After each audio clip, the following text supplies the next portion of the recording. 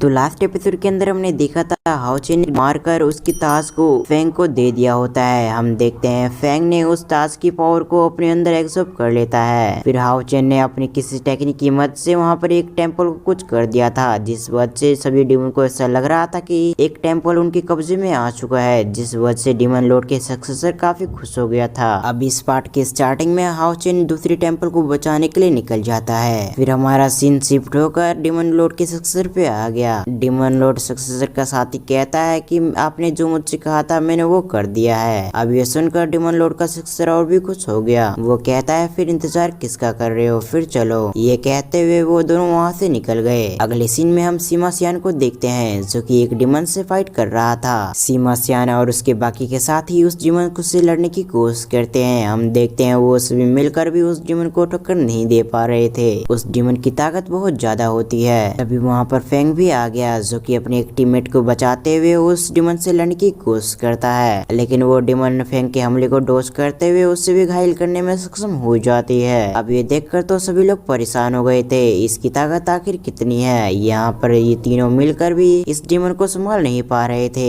तभी फेंग अपने दोनों साथी को कुछ इशारा करता है, जिस वजह से हम देखते हैं वो दोनों भी लड़ने के लिए तैयार हो गए। तभी फेंग हवा में आकर अपने काफी सारे स्लैश अटैक से उस डीमन का ध्यान भटकाता है और पीछे से मौका देखकर एक साथी ने उस पे हमला करना चाहा। हम देखते हैं लेकिन उस डीमन की पावर बहुत ज्यादा होती है, जिस वजह से वो इस हमले को आते हुए सेंस कर लेती है और जल्दी से झुककर इसके हमले को डॉज कर लिया। तभी सीमा सियान ने भी अपने वेपन से उस डीमन पे हमला कर दिया। हम देखते हैं उस डीमन ने सीमा सियान के हमले को डॉज करते हुए उसे भी पीछे धकेल देती है। तभी मौका देखकर उसने अपने शील्ड से उस डीमन पे हमला कर दिया, लेकिन हम देखते हैं उसके शील्ड से भी उस डीमन पे ज्यादा कुछ फर्क नहीं पड़ा। चारों तरफ धूल ही धूल फैल चुका था। अब कुछ समय बाद वो धूल जैसे शांत होती है तो हम देखते हैं उस डीमन को ज्यादा कुछ फर्क नहीं पड़ा था। अब ये देखकर तो सभी लोग शॉक्ड हो गए थे, आखिर ये डीमन कितना पावरफुल है, क्योंकि ये डीमन अकेले ही इन तीनों को टक्कर दे रही थी, जिस वजह से उन्हें ऐसा लगता है कि इस डीमन की पावर बहुत ज्यादा होगी। डीमन इन तीनों की ताकत देखकर काफी ज्यादा हंसती है। वो डीमन इन तीनों की मजाक उड़ाने लग गई। अब यह सुनकर तो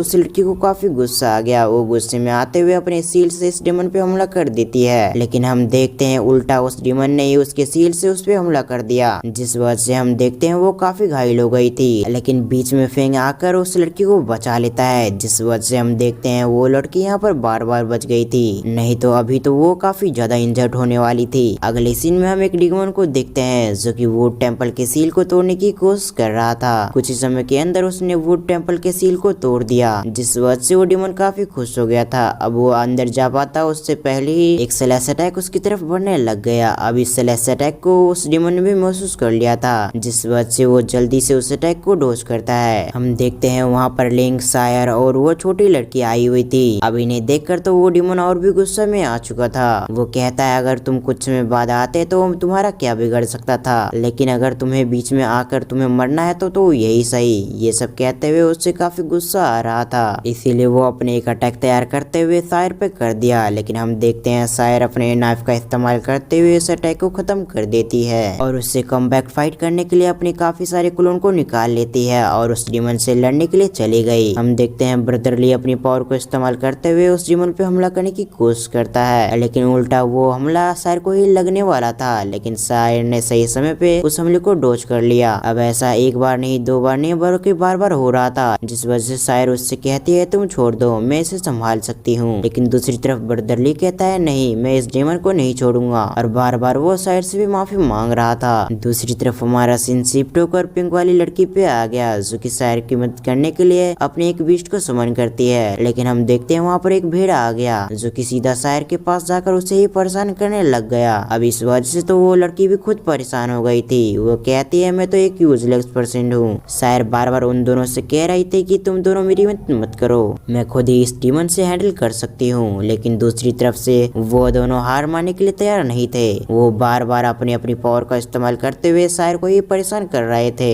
जिस वजह से तो उस डीमन को काफी हंसी आ रहा था। हाओचेन और फेंग एक टेम्पल के पास आ चुके थे। हाओचेन उस टेम्पल को देखते हुए कहता है लगता है यहाँ पर कोई डीमन नहीं आया है, मगर तभी उन दोनों ने कुछ महसूस किया। जब वो अपने सामने देखते हैं तो वहाँ पर 3 डीमन थे। अब ये देखकर तो हाओचेन काफी शॉक्ड हो गया था। हाओचेन एक डीमन को देखते हुए कहता है तुम तो लाइटनिंग डीमन से मिलते जुलते हो, लगता है तुम्हारा वो भाई था। अब ये सुनकर तो उस डीमन को काफी गुस्सा आ गया, आज तुम यहाँ से जिंदा नहीं बचोगे। यह सब कहते हुए उसने हाओचुन पे हमला कर दिया। दूसरी तरफ मून प्रिंसेस हाओचुन की मदद करना चाहती थी, मगर वो अभी कर नहीं सकती थी क्योंकि उसके साथ बाकी लोग भी थे। लेकिन वो फिर भी अपने अटैक को कमजोर बनाकर हाओचुन पे कर रही थी और इस बात को हाओचुन ने भी समझ लिया। इसलिए हाओचुन फेंग से कहता है, तुम इन दोनों को संभालो जब तक मैं इस जीवन को संभालता हूँ। ये कहते हुए हाओचुन उस जीवन से लड़ने के लिए चला गया। हम देखते हैं उस जीवन की स्पीड काफी तेज होती है, इसलिए हाओचुन ने अपने दोनों ड्रैगन से उस जीवन पे हमला कर दिया। हम देखते हैं उस जीवन को भी पता चल चुका था कि